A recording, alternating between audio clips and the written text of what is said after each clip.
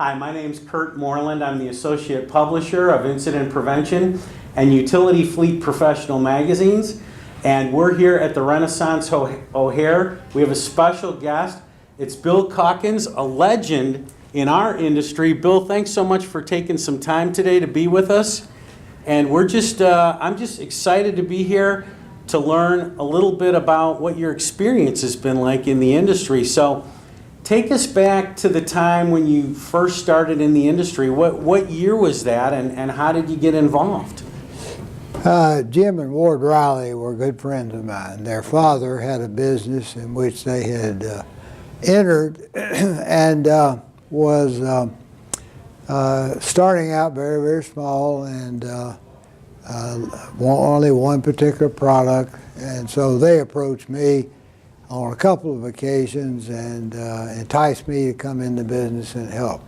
And you've been with the same company the whole time, right up to the present date? It's a long time. It sure has. I think I saw a photo where they actually gave you an award recently, kind of a Lifetime Achievement Award. That was a nice thing for them to do. Well, very nice, very nice.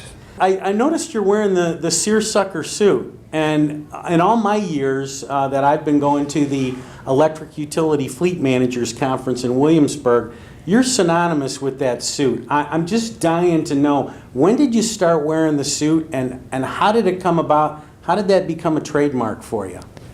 Well, basically it became a trademark simply because I did wear it in the presentation at that particular occasion. Mm-hmm. If you changed each time, you would forget. And you know, so many people in the industry, they lose sight of it. It goes out, it's squeezed out of their memory. Mm-hmm. But when your customers remember you, that's the first step right there. Yeah, definitely. Well, let's shift gears a little bit. Now, another one of our big industry shows is the ICUEE show, otherwise known as the IQ show. It's a huge show. Tell us about some of your memories or experiences there. Maybe tell us a little bit about how you've seen the equipment change in your 50 years in the industry.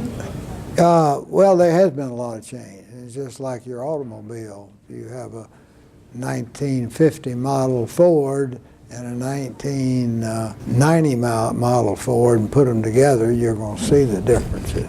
Mm-hmm. But as far as the show itself is concerned, it grows all the time. Because right now it's at the Louisville, Kentucky Fairgrounds. Yeah, it's always been there. Right. And, but they're looking at possibilities of other locations. Now, to talk a little bit about, Sherman and Reilly has really made a big push towards safety. Yeah. And I'm sure you've seen some changes in the equipment that have made your products safer. Can you tell us just a little bit about that? Well, just in the last few years, we've converted a lot of our new equipment from hydraulic to computer. And that has always been something that the men in the field like because it allows them to be even safer and not have to depend on themselves. They don't feel well or don't have the experience. And even if they do, they're not going to be able to adjust the equipment, the tension of the equipment.